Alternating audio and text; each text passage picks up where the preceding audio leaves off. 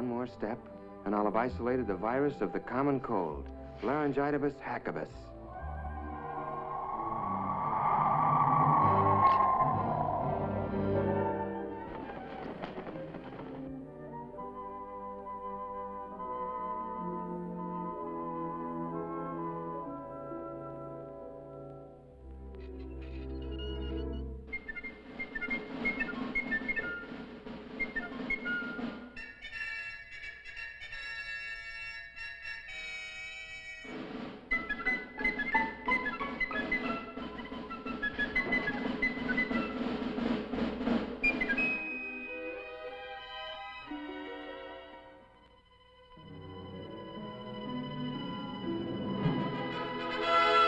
Illudium Fosdex, check. Anti-proton ballast, check. Prepare afterburners for blast-off.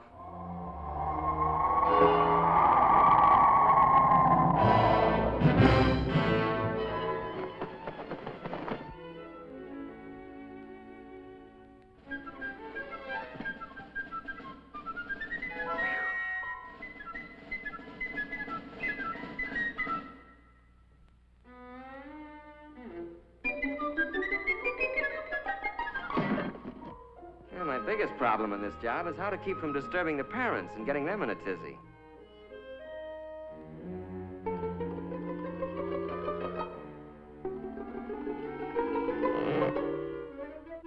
Rock-a-bye doggy in the treetop, when the wind blows, the cradle will rock.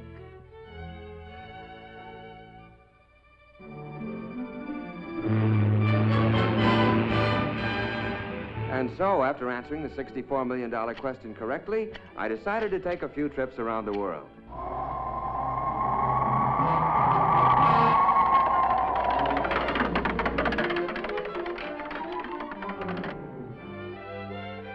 About time we threw a little light on the subject.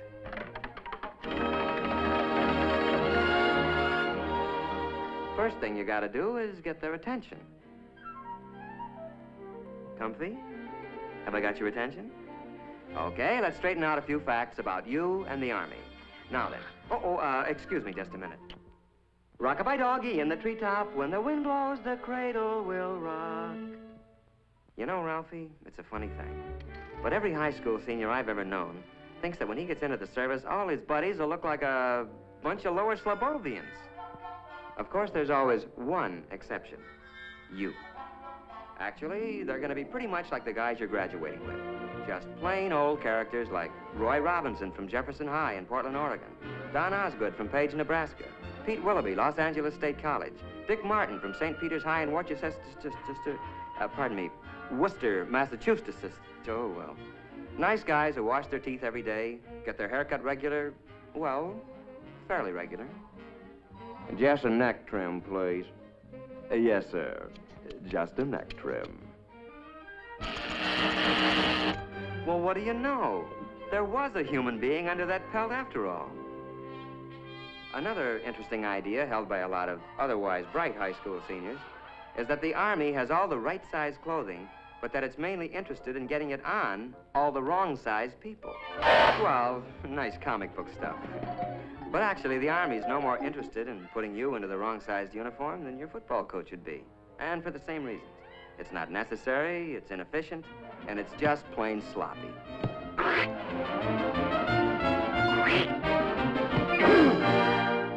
In other words, you'd be pretty useless to yourself or the team.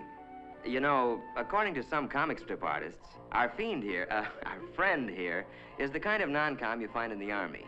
The way they tell it, basic training's supposed to be nothing but KP, obstacle courses, and being chewed out by a bunch of sadistic sergeants. Hey, hold up! Hoop!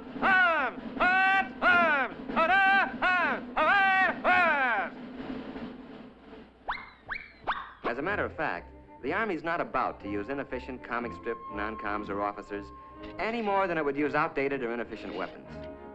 No, the non-coms you're going to get acquainted with in basic will be very capable guys, and they'll be there for just one reason.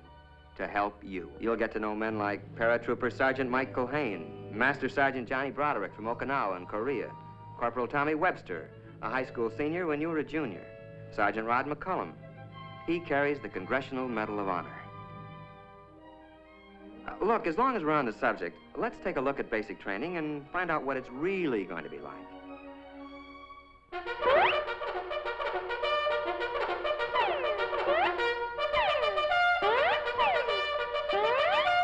Well, you're going to learn a few things at basic. Useful things, like how to handle weapons safely and effectively.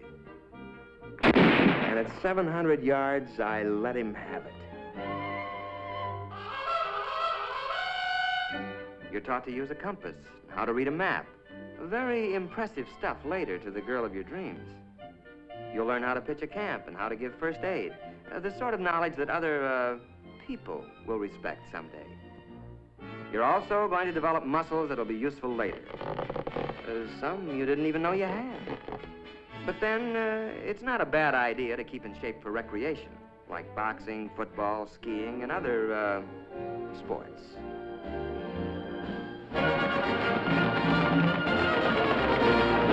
You're going to learn to snap a salute to all officers. Now, where'd that custom come from?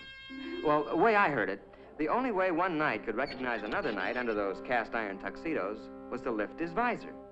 It's a sort of hello among military men. Then one day, you're going to suddenly realize that you're beginning to look like and act like a soldier or a man. And you'll be surprised to find that you're very proud to be serving your country in the United States Army. A short intermission. Rock-a-bye doggy in the treetop. When the wind blows, the cradle will rock. Okay, basics finished. Now what? Well, according to some comic strips, more endless months of KP, policing some forgotten post, and learning how to artistically goof off. But mainly, the rest of your Army career is supposed to be spent doing anything you're most unfit for. Humorous stuff, no doubt, but not good sense. Actually, the Army wants to send you where you'll be most useful and where you can serve the best. Where this will be is determined to a great extent by those interviews and aptitude tests you took in your first days as a recruit. So the chances are that... But wait, just a minute. Maybe you'd like to know before you start how you're going to spend your Army career. Maybe you'd like to choose the training you want and not leave it up to chance. If so, then the Army has a special deal you'll want to hear about. It's called Reserved for You. And in it, you pick the job training you want before you enlist. The Army then reserves that position in the world's finest technical schools until you complete basic training. And now, let's go back to those dreams of yours. How about laboratory work in the medical field? The Army has some of the finest laboratory facilities, technicians, and scientists in the world. Well, that's just one of 127 courses offered by the Army. How about that dream of working with rockets or atomic power? How about guided missiles? You choose it, the Army's got it. The only ticket you need to this program is one high school diploma. Sound good? Well, I can make it sound better. The whole deal is guaranteed by this letter, written to you by the Adjutant General of the United States Army. You don't sign anything until that letter is firmly in your hands. Fair enough? Let's see, adventure? Pick your branch. How about a real elite outfit? Armor. Tank Commander Phillips. Not bad. Travel? Man, you do ask the nicest questions. This is Paris, and it's no dream. It's solid, and it's yours. Ralph Phillips, USA. Sound pretty choice? Your local recruiter can fill in all the details. Today, if you like. But remember that you're going to look a lot bigger to the Army with that high school diploma under your arm. Oh, quick warning, though, Ralphie. You can only grab one of these special deals before you receive your induction notice. So why not call on the Army before the Army calls on you?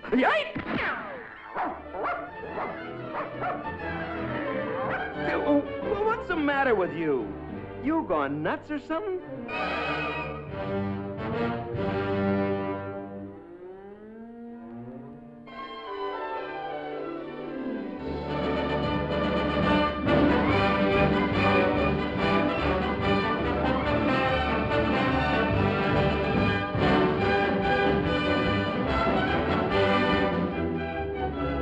Remember, it's reserved for you.